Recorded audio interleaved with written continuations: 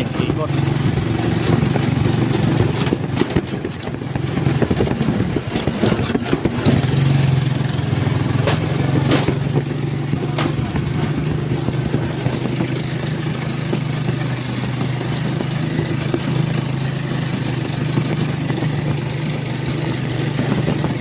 Piliin mo na yung nararapat pa.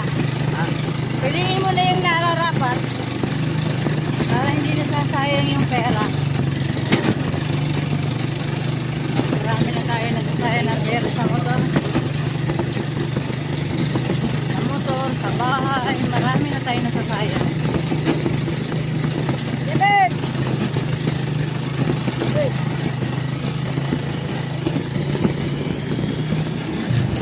Ano yung pumapasok natin eh? Ewan ko, tanda-tanda na eh. Ha? Tanda-tanda na. Pero nananahimik sa bahay nila.